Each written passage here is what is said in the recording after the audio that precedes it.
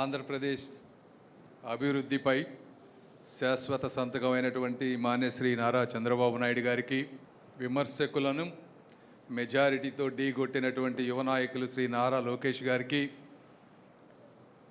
గాజువాక అదేవిధంగా తెలుగుదేశం పార్టీ కార్యకర్తలకు ప్రజలకు అభిమాన నాయకులైనటువంటి శ్రీ పల్లా శ్రీనివాస్ గారికి, వేదిక ముందున్నటువంటి పార్లమెంటు సభ్యులకు, కేంద్ర మంత్రులకు, రాష్ట్ర మంత్రులకు, ఎమ్మెల్యేలకు, నియోజకవర్గ అబ్జర్వర్లకు, నాయకులకు అందరికీ కూడా మనస్ఫూర్తిగా ధన్యవాదాలు.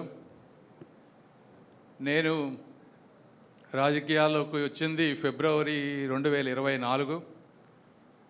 వచ్చిన వెంటనే నేను చాలామందికి తెలియకపోవచ్చు అప్పుడు, అయితే మొట్టమొదటిగా నన్ను భుజాన వేసుకొని ప్రజల్లోకి తీసుకువెళ్ళినటువంటిది తెలుగుదేశం పార్టీకి పటిష్టంగా ఉన్నటువంటి కార్యకర్తల బలం. వాళ్ళు ఉన్నారు కాబట్టే అంత ఫాస్ట్గా వెళ్ళగలిగాం. ఇది ఫండమెంటల్ ఆస్పెక్ట్. దీన్ని ఎప్పుడు కూడా ఎవ్వరు ఏ నాయకులైనా కూడా మర్చిపోకూడదు. అదేవిధంగా మన కార్యకర్తలు ఉన్నారు. కార్యకర్తలకు ఎంతోమందికి ఈ రోజున చీఫ్ మినిస్టర్ రిలీఫ్ ఫండ్ ఇస్తూ ఉన్నాం. ఎక్కడ ఏ స్టేట్లో కానీ ఎక్కడా లేదు ఇది ఇంత అద్భుతమైనది. నేనే ఎన్నో చెక్కులు ఇచ్చాను. అదేవిధంగా ఇసుక భవన కార్మికులు ఒకప్పుడు ఘోరంగా ఉండేది. భవన ఉద్యోగ వాళ్ళకి జాబ్ లేక ఈరోజు ఇసుక పాలసీ అంతా మనం జీరో చేసాం.